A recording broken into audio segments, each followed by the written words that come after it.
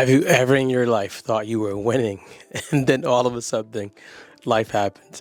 So I'll tell you a story. Welcome to the Unstuck Podcast. I'm your host, Drew Carson. We're going to explore a story about me going against a black belt.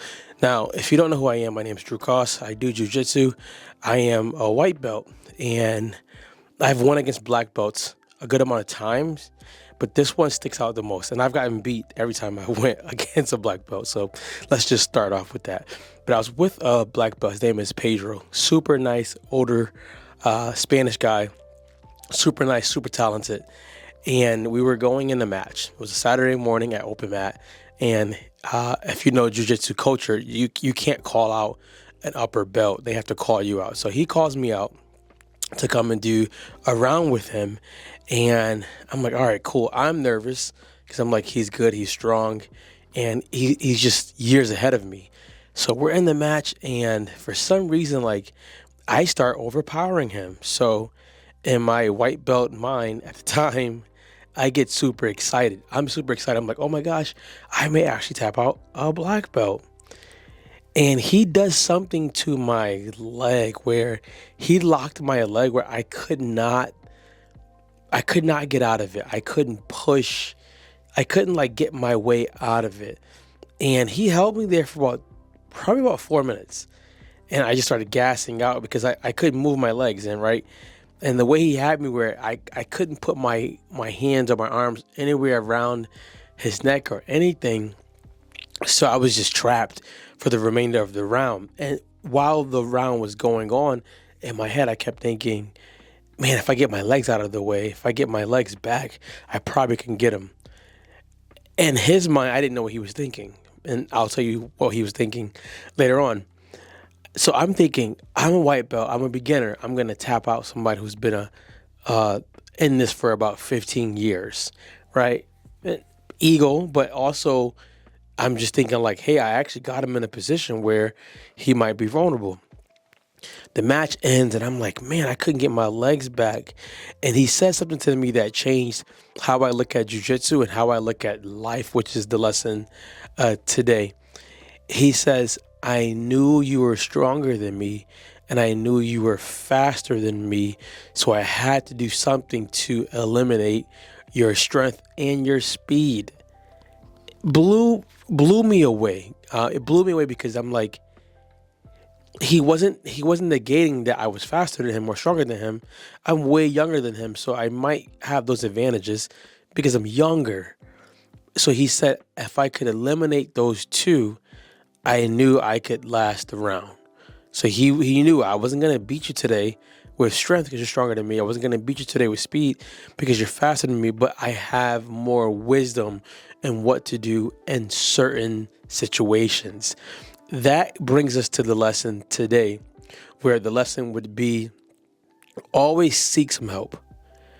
And as a man, that's always hard. It's always tough because for some reason we've been indoctrinated that getting help or asking for help makes us look weak.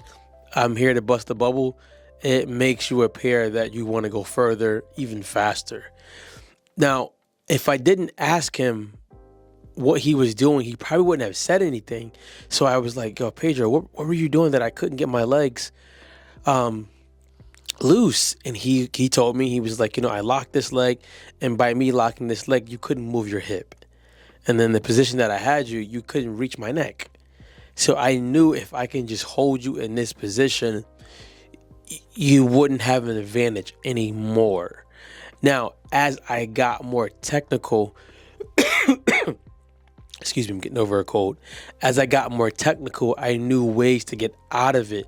But I had to go through some of those things to ask for help after. Pedro, what did you do? What could I do next time that happens? And guess what? He showed me right after. He showed me when someone as a higher belt does this to you, do this. Start opening their legs. Start opening their knees and such. We want to think about when we get in a place of somebody who has more years than us, even though we might appear stronger and appear faster, there's still wisdom in a lot of things that they've done, or wisdom in a lot of experiences that they've seen that you haven't seen yet. He's been doing it for 15 years. I've been doing it now for 2 years. He's had 13 years of more matches, experiences, different size people than I have right now. So it would be wise for me to just go to him and ask him, hey, what's happening in these certain scenarios? And to keep, as we call it in jiu-jitsu, to keep rolling with him and rolling with others. I want to give you these 3 tips to ask for help. If you are afraid to ask for help, number one, most people who are successful want to help people who want to be helped. They do. They're just waiting for someone to ask them. Number two, you got to be okay with being denied if they can't help you or if they say no. But the answer is no if you don't do anything. So you don't win. You don't win by not asking, and you could win by asking.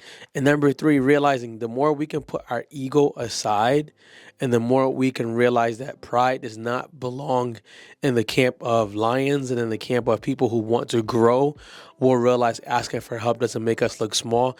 It makes us look better, and it makes us better. So I did not defeat Pedro that day, the black belt. I did not. I thought I was going to, but I did not.